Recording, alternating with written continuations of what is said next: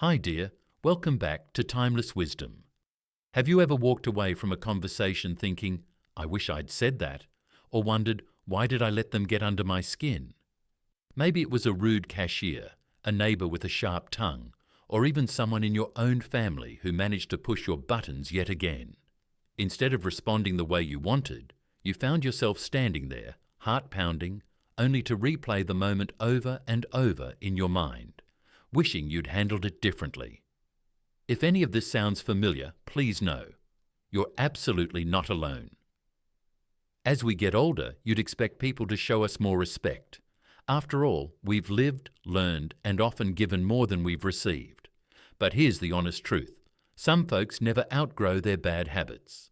They interrupt, belittle, roll their eyes, and worst of all, they expect us to react. Here's the twist.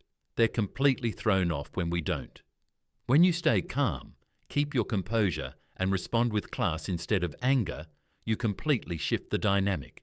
You take away their power. And that's exactly what today's video is all about. We're diving into how to handle rude people with confidence and grace, protecting your peace, preserving your dignity, and making them think twice before ever disrespecting you again. No shouting, no losing control. Just simple, effective comebacks that truly work, especially for those of us wise enough to know that sometimes silence speaks louder than words. Let's start with something that changed my life the moment I started using it. It's a line so simple, yet so powerful, that the first time you say it, you'll feel like you've just stepped into a different version of yourself. One that doesn't explain, doesn't apologize, and certainly doesn't beg for approval. You're entitled to your opinion, and I'm entitled to ignore it. Let that sink in for a moment, because the next time someone tries to tear you down with a judgmental comment about your lifestyle, your appearance, your choices, or even your dreams, that one sentence can shut them down completely. And the best part? It's calm, it's measured, it's pure power without raising your voice. I remember sharing a new idea I was excited about with an old friend. Let's call him Brad. Brad had a habit of scoffing at anything that didn't fit his idea of what life should look like. When I told him about the project I'd been working on for weeks, he chuckled and said, "Really? At your age? That's a waste of time." The old me would have argued, explained, tried to win his approval, but I just looked at him and said, "You're entitled to your opinion, Brad, and I'm entitled to ignore it." Then I smiled, changed the subject, and moved on. He didn't say another word. You see, people like Brad don't talk down to you because they care. They do it because they want control. They want you to need their validation. But the moment you show them that you don't, the moment you make it clear that their opinion is irrelevant to your life, they lose the game. Now, let's say you're in a group setting. Maybe it's a family dinner or a community meeting and there's someone, maybe it's your cousin Steve, who always tries to sound clever by putting others down. You're speaking and he interrupts with a smug comment like, "Oh sure, because you're such an expert." Here's what you do. You don't raise your voice, you don't get flustered. You just smile and say, "Steve, if I had $1 for every smart thing you've said, I'd be broke." It's quick, it's sharp, and it flips the spotlight back on him without making you look bitter. In fact, it makes you look confident. You didn't need to insult him directly. You just made it clear that he's all talk, no substance. One time, I used this line at a neighborhood committee meeting and the whole room went quiet. Someone even laughed into their coffee. And Steve? He sat there, shifting in his seat, speechless. He didn't interrupt me again. Not that day, not ever. What you'll notice is that the people who dish out the most criticism are rarely doing better than you. They just talk louder. And that loudness, it's usually a mask for insecurity. So when you respond, not with anger, but with clarity, they don't know how to handle it. Let me share one more. There's a line I keep in my back pocket for those moments when someone's behavior goes beyond sarcasm into outright disrespect. You know the type. They talk over you, dismiss your ideas, treat you like your experience or thoughts don't matter, and they do it not once, but every time they see you. When that happens, I look them straight in the eye and say, I don't argue with people who thrive on disrespect. It's not a jab, it's a declaration. You're telling them, I see what you're doing, and I refuse to play along.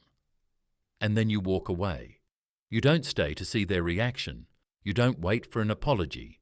You just protect your peace and move forward. It's powerful because most rude people feed off reaction. When you don't give it to them, it's like cutting off their oxygen. You shift the power back to yourself, and they feel it. These moments aren't just about standing up to others. They're about standing up for yourself, for your peace, your time, your energy. Things that are too precious to waste on people who don't treat them with care. And here's something important to remember. Just because someone is family, or a long-time friend, or someone you've worked with for years, doesn't mean they get a free pass to disrespect you. Boundaries are not age-restricted. If anything, we've earned the right to draw them more clearly than ever. So next time someone tries to talk over you, dismiss your ideas, or make you feel small, don't match their disrespect. Rise above it with words that are calm, clear, and impossible to argue with. Because respect isn't something we demand by raising our voices. It's something we claim by refusing to be pulled down by people who never deserved our energy in the first place. Let's keep going. There's another moment I want to share with you, one where someone thought they had the upper hand, and how just one sentence turned everything around. It happened during a morning meeting a few years back. I was sharing a suggestion to streamline a process, something simple, helpful, nothing controversial. But there was this one person, Chad, a coworker who never missed a chance to throw shade. He interrupted me mid-sentence with that smirk of his and said, "Yeah, because you're the expert, right?" Now, years ago, that would have ruined my day. I might have gone home and replayed it in my head, wondering if I should have spoken up or stayed quiet. But that day, I didn't flinch. I just leaned back, looked at Chad, and said calmly, "I don't argue with people who thrive on disrespect." I didn't raise my voice. I didn't even sound annoyed, just calm, clear, and finished. Then I turned back to the group and kept talking. The room fell silent. Chad was stunned. He shifted in his chair, opened his mouth like he wanted to say something, but didn't. He knew continuing would only prove me right. That was the last time he ever tried that with me. And that's something I want you to carry with you. You don't need to win the argument. You just need to end it with grace, with clarity, with a sentence that shuts the door before they even know what hit them. And when it comes to people who believe that being rude is a strength, who confuse arrogance with confidence, there's another line that works like a mirror. It doesn't just deflect the insult, it reflects it right back. Your attitude isn't going to get you very far in life. I used that one with a man named Steve. We worked together for a while, and to be honest, he thought he was smarter than everyone else. Every time someone made a mistake, he'd roll his eyes. If anyone shared an idea, he'd cut them off. He thought that if he acted superior, no one would question him. One day, he snapped at a team member during a presentation, something cruel, something that made everyone uncomfortable. The room went quiet, waiting for someone to speak up. So I did. I looked at Steve and said, "Your attitude isn't going to get you very far in life." I didn't follow it up with a lecture. I didn't try to embarrass him. I just said the truth and let it sit. And it worked. Steve tried to play it off, but the damage was done. You could see it in his eyes. He knew that line cut through all the noise and struck something deeper. Because deep down, even the rudest people know when they've gone too far. They just hope no one calls them on it. You might be wondering, why do these short, calm responses work so well? Because rude people expect drama. They expect a fight. But when you stay cool, you flip the script. You show them that you are not someone to be toyed with, that you've lived long enough to know the value of your peace, and you're not giving it away just because someone else has a bad attitude. And the best part, you don't just look strong, you feel strong. Every time you refuse to engage in a fight that's not worth your energy, you build a little more self-respect. You walk away a little taller. You start to realize just how many battles were never yours to begin with. Now there's another moment I want to share, one that shows how powerful it can be to end a conversation before it even begins. Because sometimes the most powerful thing you can say is that you're done talking. Let me tell you what happened. It was during another meeting. Yes, a lot happens in meetings. I had just started presenting a new idea when Chad, you remember him, cut in with another sarcastic comment. This time he said, "Or we could just do it the right way instead of wasting time." You could feel the tension. Everyone was watching, waiting to see if I'd bite. But I didn't. I looked right at him and said, "This conversation was over before it even started." Then I turned back to my notes and kept going. That one sentence shut the door completely. Chad sat back, visibly thrown off. He didn't interrupt again. You see, that line is like a shield. It tells the person that they don't even qualify for your attention, that their behavior is so off base, you're not wasting one more breath on it. And that, my friend, is how you win. You don't win by shouting louder. You don't win by proving them wrong. You win by making it clear their words are irrelevant and your peace is non-negotiable. We're not in high school anymore. We don't need to clap back or go tit for tat. What we need, what we've earned, is the right to walk through life with dignity. And sometimes that dignity is found not in what you say, but in what you don't say, in knowing that your silence, paired with the right words, speaks louder than any insult. I'll be honest, this isn't always easy, especially when the person being rude is someone close to you. Maybe it's a family member who thinks they can say whatever they want just because you're related. Maybe it's an old friend who's been passive-aggressive for years, but you never had the right words to stop it. Well, now you do, because it's not about shutting people down for the sake of it. It's about standing up for yourself with calm, controlled strength. And the more you do it, the more you realize you don't need to tolerate disrespect just to keep the peace. True peace doesn't come from silence. It comes from self-respect. And we're just getting started. There's one more thing I want to share with you. Something a little playful, but razor sharp.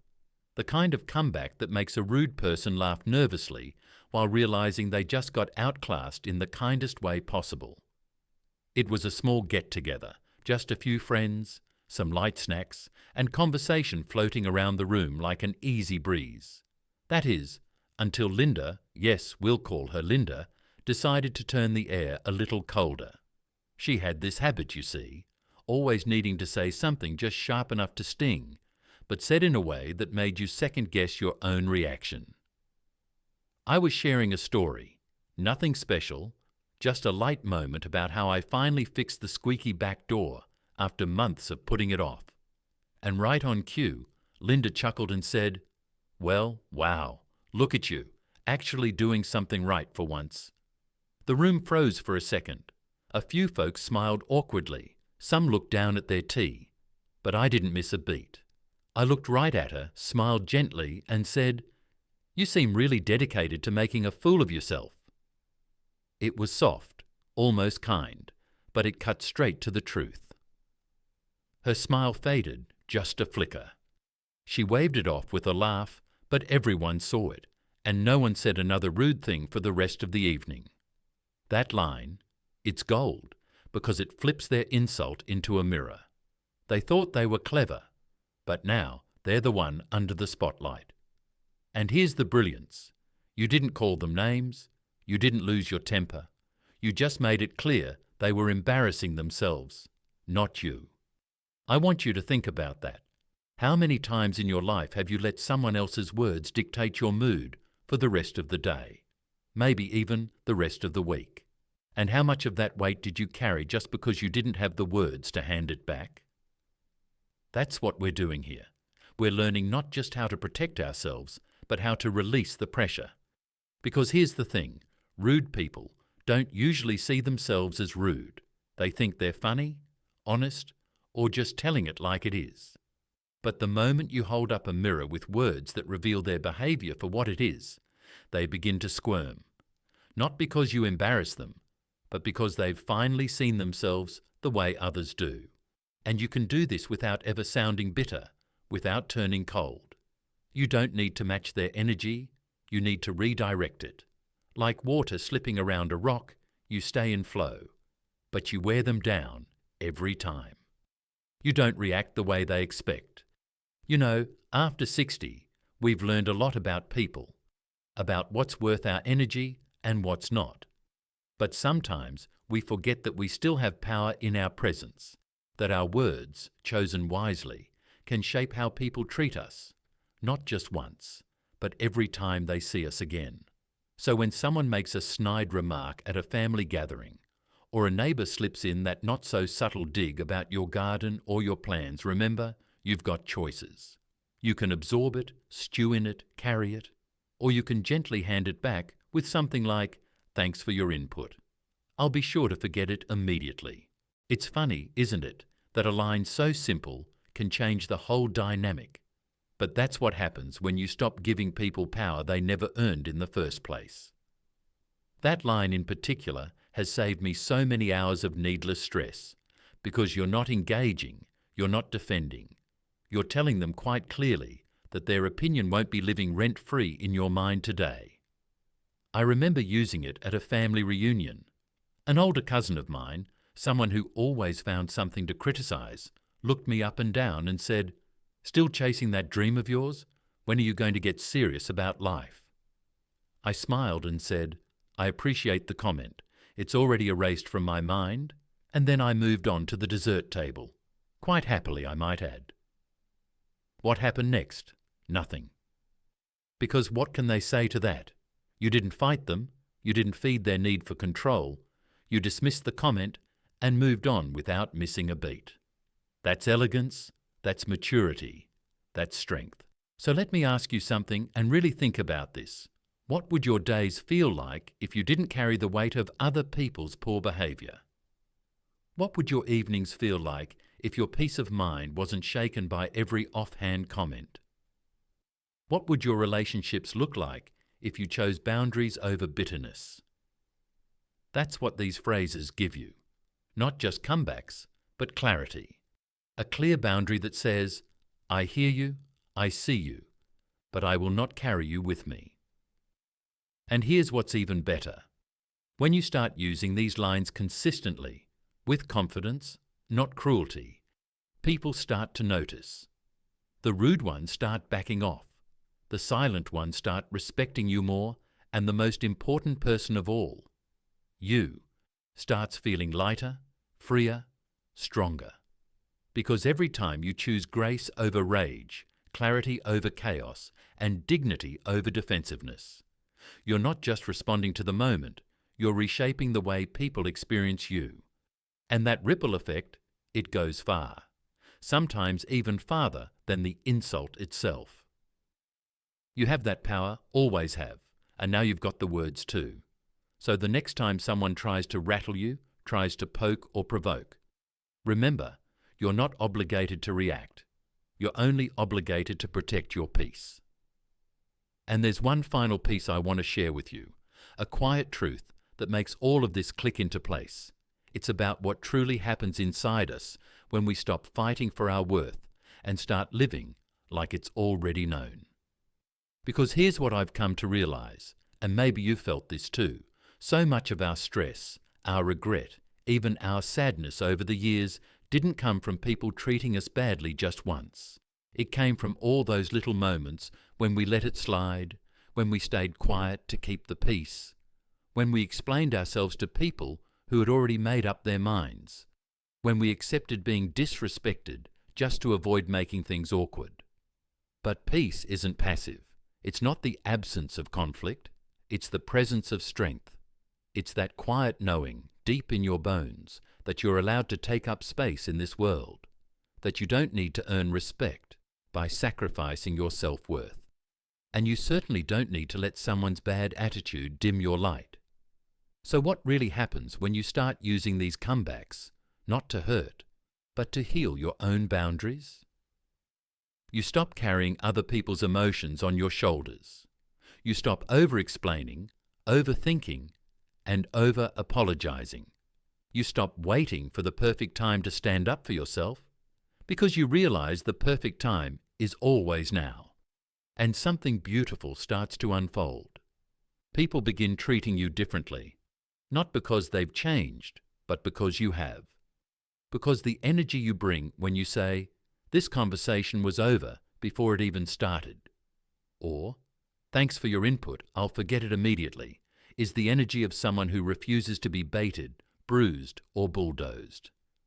I once had someone, let's call him Tony, try to push me into an argument at a senior centre meeting.